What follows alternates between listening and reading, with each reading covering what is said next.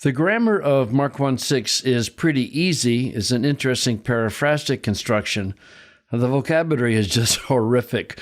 When I was teaching, I never put this verse into a test. The vocabulary is just too weird. Anyway, having said that, kai ein ha Ioannes endidumenos trichos kamelu kai zonen dermatinen peritain asphunautu kai estheon akridos kai mele agrion.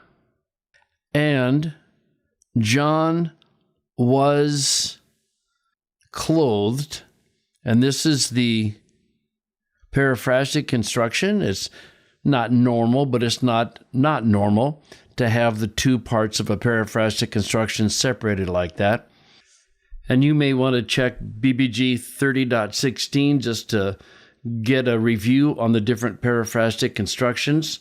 But here you have the imperfect of Amy and a perfect participle, which makes it a periphrastic pluperfect. But we just translate it, in this case, as a simple past. So John was clothed.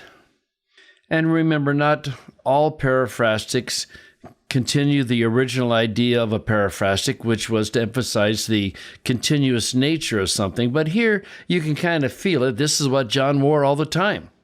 What did he wear?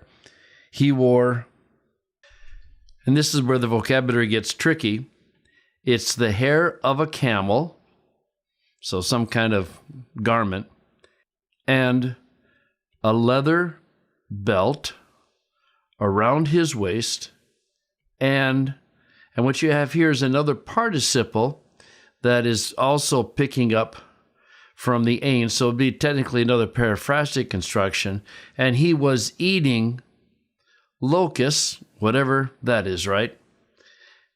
And wild honey.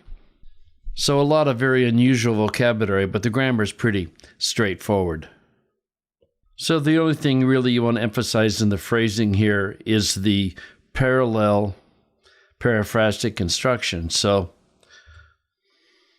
I'm going to do that there. The conjunction, and then he was eating, or what he was eating. So how you want to do that is it probably would be nice to get the two participles lined up. So you'd want to put a tab there, and here's what he was wearing. Two things. And yes, you could put the chi right here if you thought it was going to be helpful, but only if you think it's going to be helpful. And because I'm going to run out of space, I'm just going to put this on its own line. Where did he put the belt? Around his waist. And then here you have the next conjunction that is connecting the two participles. And so you would do something like this.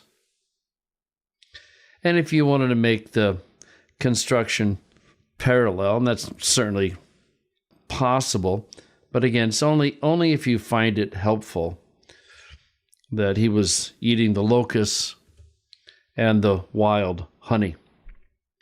In a situation like this, the chi is not really visible. So what you might want to do is go back and to increase the indent that'll make that chi clear. And then to keep things parallel, you would want to do that. So anyway, John was clothed and he was eating. And you can see what he was wearing and eating. The important point here, of course, is why is he doing this? And certainly it's to draw attention to the fact that he is the promised Elijah figure.